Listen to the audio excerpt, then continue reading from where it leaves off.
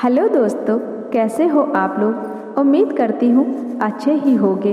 आज मैं आप लोगों के लिए इस पवित्र सावन के महीने में भगवान शिव की ऐसी कहानी लेकर आई हूँ जिसे सुनने से आपके भाग्य खुलेंगे, क्योंकि भगवान शिव सबकी मनोकामना पूरी करते हैं। कहानी को शुरू करने से पहले आप हमारे चैनल को सब्सक्राइब जरूर कर देना, साथ ही बेल आइकन को प्रेस करके ऑल पे क्लिक कर देना, जो ऐसी ही खूबसूरत कहानी आपको मिलती रहे। और भगवान शिव की यह कहानी पसंद आए तो लाइक शेयर जरूर कर देना। किसी राज्य में एक राजा रानी रहते थे। उनकी 2 बेटियां और 2 बेटे थे। उनकी एक बेटी का नाम अमावस्या और दूसरी का नाम पूर्णिमा था। पूर्णिमा बहुत ही धार्मिक स्वभाव की थी। वह हमेशा पूजा पाठ किया करती थी और गाय की सेवा किया करती थी और सारा काम भी करती थी। और अमावस्या की पूजा पाठ में कोई रुचि नहीं थी। वह कभी भी पूजा पाठ नहीं करती थी और ना ही कोई काम किया करती थी। लेकिन दोनों बहनें एक दूसरे को बहुत प्यार करती थीं। लेकिन राजा रानी का व्यवहार पूर्णिमा के प्रति अच्छा नहीं था। वह हमेशा अमावस्या को ही चाहते थे और अपने दोनों पुत्रों को प्यार करते थे। धीरे धीरे समय निकलता रहा। राजा रानी के बच्चे अब बड़े हो जाते हैं और राजा अपने दोनों बेटों का विवाह कर देते हैं और राजा की बेटियां भी बड़ी हो जाती हैं। फिर सब राजा से कहते हैं कि इनका विवाह कर दीजिए। राजा ने कहा, हाँ विवाह तो करना है। फिर रानी ने राजा से कहा कि पूर्णिमा का विवाह किसी बड़े घर में मत करना, क्योंकि इसे तो काम करना पसंद है, गाय की सेवा करना पसंद है, भजन कीर्तन तथा कहानियाँ सुनना पसंद है, पूजा पाठ करना पसंद है। अगर यह बड़े घराने में गई तो ये सब नहीं कर पाएगी, इसलिए इसकी शादी किसी गरीब घर में ही कर दीजिए। राजा ने कहा, ठीक है। और राजा पूर्णिमा के लिए रिश्ता तलाशने लगे और अंत में एक गरीब घर में राजा ने पूर्णिमा का विवाह तय कर दिया। तब रानी ने कहा, महाराज अमावस्या भी तो शादी के योग्य है, इसके लिए भी वर देखिए और दोनों बहनों का विवाह साथ साथ कर दीजिए। राजा ने उसी गांव के राजा के बेटे के साथ अमावस्या का विवाह तय कर दिया। राजा ने रानी को बताया तो वह बहुत खुश हुई और मन में सोचने लगी, अब देखते हैं कि पूर्णिमा गरीब घर में कैसे रहती है, बहुत पूजा पाठ करती है, देखते हैं इसके भगवान इसकी क्या मदद करते हैं। फिर समय आने पर राजा ने अपनी दोनों बेटियों का विवाह कर दिया। अमावस्या को बहुत धन दौलत दी, लेकिन पूर्णिमा को कुछ भी नहीं दिया। पूर्णिमा के भाई भाभी उसे बहुत प्यार करते थे, क्योंकि वह अपनी भाभियों का हाथ बटाती थी, लेकिन अमावस्या उन पर रौब जमाती थी। फिर अमावस्या और पूर्णिमा दोनों अपनी अपनी ससुराल चली गईं। एक बार की बात है, अमावस्या ने अपने घर पर शिव चर्चा रखी और सबको बुलाया, लेकिन अपनी बहन पूर्णिमा को नहीं बुलाया। पूर्णिमा अपने दरवाजे पर बैठी थी तो गांव की औरतों ने कहा, तुम्हारी बहन के घर शिव चर्चा है, तुम नहीं जाओगी? तो पूर्णिमा ने कहा, नहीं मैं नहीं जा रही, क्योंकि मेरी बहन ने मुझे नहीं बुलाया है, तो मैं कैसे जा सकती हूँ। तो गांव की औरतों ने कहा कि नहीं बुलाया तो क्या हुआ, पूजा पाठ है, तुम चलो हमारे साथ। गांव की औरतों की बात मानकर शिव चर्चा में वह चली गई। जब अमावस्या ने पूर्णिमा को देखा तो वह गुस्से से बोली, जब मैंने तुम्हें बुलाया नहीं तो तुम मेरे घर क्यों चली आई? अब आ ही गई हो तो चुपचाप एक जगह बैठी रहना, इधर उधर मत घूमना। उसने पूर्णिमा की गरीबी का बहुत मजाक उड़ाया। पूर्णिमा की आंखों से आंसू बहने लगे और वह भगवान शिव से प्रार्थना करने लगी, हे भगवान, मुझ पर आप कृपा करोगे। आखिर मेरा कसूर ही क्या है?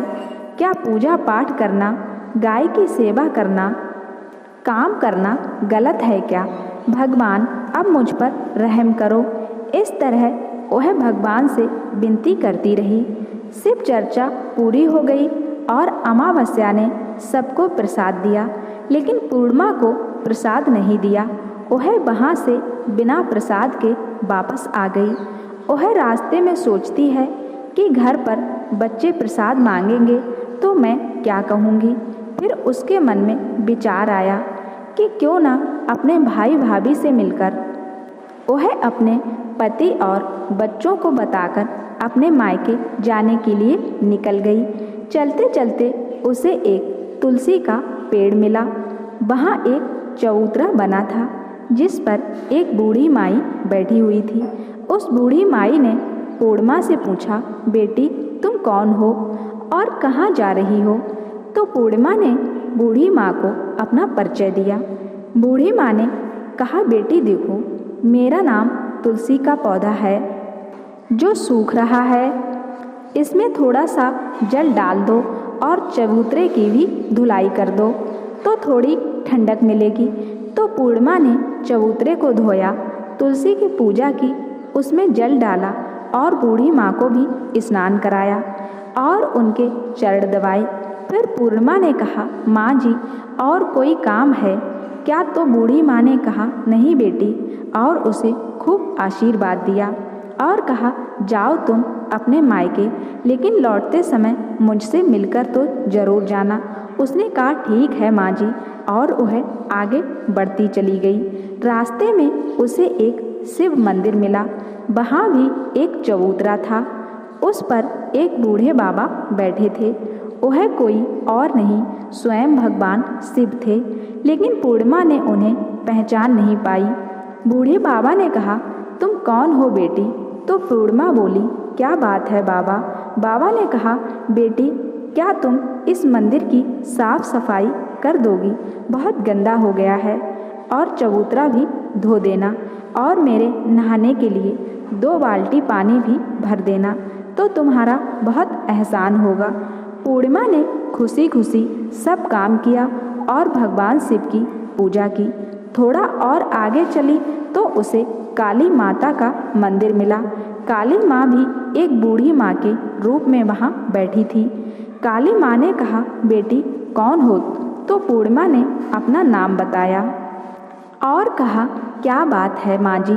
तो बूढ़ी माँ ने कहा, बेटी जहाँ सब पूजा पाठ करके चले जाते हैं, कोई मंदिर की साफ सफाई नहीं करता। देखो मंदिर कितना गंदा हो गया है, जरा इसकी साफ सफाई कर दो। तो पूर्णिमा ने मंदिर की साफ सफाई की, माँ का श्रृंगार किया, पूजा की। उसके बाद बूढ़ी माँ को स्नान कराया और हाथ पैर दबाए। फिर वह आगे बढ़ी तो एक नदी मिली। वहाँ भी एक बूढ़ी माँ बैठी थी। वह कोई और नहीं, गंगा मैया थी। उन्होंने कहा कि बेटी तुम कौन हो? तब उसने अपना नाम बता दिया। फिर बूढ़ी माँ ने कहा, बेटी जहाँ सब स्नान तो करते हैं लेकिन कोई साफ सफाई नहीं करता, तुम जहाँ की साफ सफाई कर दो। उसने वहाँ भी साफ सफाई कर दी। फिर वह बूढ़ी माँ भी उसे आशीर्वाद देती हैं। फिर वह नाव में बैठकर नदी के उस पार जाती है। नाव में फूल बिछे होते हैं और वो फूल की नाव में बैठकर अपने मायके पहुंच जाती है। भाई भाभी पूर्णिमा को देखकर बहुत खुश होते हैं और उसकी खूब खातिरदारी करते हैं। फिर सब खूब बातें करते हैं। सुबह जब ननद जाने को तैयार हुई तो भाभी ने एक लाल साड़ी दी और कहा, ननद जी इस साड़ी को पहन लो और हाँ जल्दी जल्दी आया करो, बहुत दिनों के बाद आती हो। तो ननद ने कहा, ठीक है भाभी, आप मुझे जब बुलाओगी मैं आ जाऊंगी। फिर पूर्णिमा ने लाल साड़ी पहन ली और श्रृंगार कर लिया। भाभियों ने थैला भरकर उसे धन और गहने दिए। पूर्णिमा घर से निकल गई। चलते चलते रास्ते में वह नदी मिली और नाव में बैठकर वह उस पर पहुंची तो वहीं बूढ़ी माँ मिली, जो और कोई नहीं गंगा मैया थीं। उन्होंने कहा, बेटी आ गई तुम अपने मायके से? पूर्णिमा ने कहा, हाँ माँ जी। तब बूढ़ी माँ ने एक थैला दिया और कहा, इसे ले जाओ। मैं कहाँ रखूँगी इसे, यह बहुत भारी है, और हाँ, इसे रास्ते में मत खोलना, घर जाकर ही खोलना। पूर्णिमा ने कहा, ठीक है माँ जी, और वह वहाँ से चल दी। आगे चली तो काली माँ का मंदिर मिला, वहाँ भी बूढ़ी माँ थी। उन्होंने भी पूर्णिमा को एक थैला दिया। अब उसके पास 3 थैले हो गए। फिर कुछ आगे बढ़ी तो शिव मंदिर मिला, वहाँ भगवान बूढ़े बाबा बैठे हुए थे। उन्होंने भी उसे एक थैला दिया। वह थैला लेकर आगे बढ़ी तो तुलसी माँ मिली, उन्होंने भी एक थैला दिया। अब पूर्णिमा अपने घर पहुँच गई और वह 5 थैले खोलने लगी। सबसे पहले उसने अपने मायके का थैला खोला। उसमें खाने पीने की चीज़ें और कपड़े गहने वगैरह थे। उसने खाने की चीज़ें और कपड़े अपने बच्चों को दिए तो बच्चे बहुत खुश हुए। दूसरा थैला जो गंगा माँ ने दिया था उसने खोला, उसमें सोना चांदी भरा था। तीसरा थैला जो काली माँ ने दिया था उसमें 16 सिंगार भरा हुआ था। चौथा थैला जो भगवान शिव का था उसमें सब खुशियाँ थीं, धन संपत्ति सब कुछ था। 5वां थैला तुलसी माँ का जो उसने खोला तो उसमें चावल गेहूँ सब अनाज भरा हुआ था। पूर्णिमा के घर अब किसी प्रकार की कोई कमी नहीं थी। धन संपत्ति भंडार से उसका घर भर गया था। पूर्णिमा खुशी खुशी रहने लगी। एक दिन पूर्णिमा ने सोचा, क्यों ना मैं शिव चर्चा कराऊं। फिर पूर्णिमा ने शिव चर्चा रखी तो सबको बुलाया। वह अपनी बहन के घर भी गई बुलावा देने के लिए। जब अमावस्या अपनी बहन के घर चर्चा में आई तो उसके घर में धन दौलत देखकर आश्चर्य में रह गई। फिर अमावस्या ने पूछा कि तुम्हारे घर इतना धन दौलत कैसे हो गया? तो पूर्णिमा ने कहा, देखो बहन, तुमने सिर्फ चर्चा रखी तो मुझे नहीं बुलाया, फिर भी मैं बिना बुलाए तुम्हारे घर गई, लेकिन तुमने मुझे प्रसाद नहीं दिया। फिर तुम्हारे घर से आने के बाद मैं मायके गई, फिर सब बात उसने अमावस्या को बता दी। अमावस्या ने कहा कि मैं भी जाऊंगी अपने मायके, तुम भी मुझे डांटो और प्रसाद भी मत देना। लेकिन पूर्णिमा ने कहा, भगवान का प्रसाद है, मैं तो सबको दूंगी। लेकिन अमावस्या ने प्रसाद नहीं लिया और अपने घर जाकर बच्चों से कहकर अपने पति के लिए मायके चली गई। चलते चलते तुलसी माँ मिली। उन्होंने कहा, बेटी यह चबूतरा धो दो और तुलसी माँ में पानी डाल दो। तो अमावस्या कहती है, ए बुढ़िया, मैं इतनी महंगी साड़ी पहनी हूँ, ये इतनी गंदी हो जाएगी, मैं कुछ नहीं करूँगी। आगे चलकर भगवान शिव जी मिले तो उन्हें भी उसने ऐसे ही कह दिया। उससे आगे काली माँ मिली तो उसने भी यही कह दिया। और फिर गंगा माँ मिली तो उनसे भी उसने ऐसे ही कह दिया। फिर जब नाव में बैठी तो नाव में कांटे थे जो उसके पैरों में चुभ गए। फिर वह अपने मायके पहुंच गई। जब उसकी भाभियों ने देखा तो कहा, ये कहाँ आ गई? अरे पूर्णिमा के पास तो कुछ नहीं था, इसलिए उसे सब कुछ दिया, लेकिन यह यहाँ क्यों आई है? चलो कोई बात नहीं, अब आ ही गई है तो बैठो। यह तो कोई काम करवाएगी नहीं। बेचारी पूर्णिमा तो सारा काम करवाती थी। अमावस्या खाना खाकर सो गई। सुबह हुई तो अमावस्या ने कहा, भाभी हम जा रहे हैं। तो भाभी ने कहा, ठीक है। तब अमावस्या ने कहा, भाभी पूर्णिमा को तो आपने थैला दिया, मुझे कुछ नहीं दोगी? तो भाभी ने कहा, जाओ तुम्हारे घर थैला पहुंच जाएगा। फिर अमावस्या चल दी तो गंगा मैया मिली। गंगा माँ ने कहा, आ गई बेटी। तो उसने कहा, आपने पूर्णिमा को थैला दिया, मुझे कुछ नहीं दिया। तो गंगा माँ ने कहा, ठीक है जाओ बेटी, घर भिजवा देंगे। ऐसे ही भगवान शिव, काली माँ और तुलसी माता ने भी कह दिया। जब वह घर पहुँची तो उसके आंगन में 5 थैले रखे थे। जब अमावस्या ने सारे थैले खोले तो किसी में मिट्टी, किसी में ईंट पत्थर, किसी में सांप बिच्छू थे। उसने अपना माथा पीट लिया और कहा, हे भगवान, हमें मायके में भी कुछ नहीं मिला और इधर भी कुछ नहीं मिला। फिर अमावस्या दौड़कर पूर्णिमा के पास जाती है और कहती है, तुझे इतना सब मिला, मुझे कुछ भी नहीं। तो पूर्णिमा ने कहा, मैं मायके जाती हूँ तो भाभियों के साथ काम करवाती हूँ और तुमने तो भाभी की कभी मदद नहीं की, तो भाभी तुमको क्या देंगी? गंगा माँ को तुमने ठुकरा दिया, शिव जी, काली माँ, तुलसी माँ को सबको तुमने ठुकरा दिया, इसलिए भगवान ने तुम्हें कुछ नहीं दिया। अमावस्या कहती है, बहन मुझे माफ़ कर दो, मैंने सदा तुम पर अत्याचार किए हैं, लेकिन इसमें मेरा कोई कसूर नहीं था। मुझे भी बताओ, अभी मुझे नहीं मिला, लेकिन मैं भक्ति करके सब प्राप्त कर लूँगी। तो पूर्णिमा ने कहा, बहन देखो, 3 सूत्र का ज्ञान ले लो।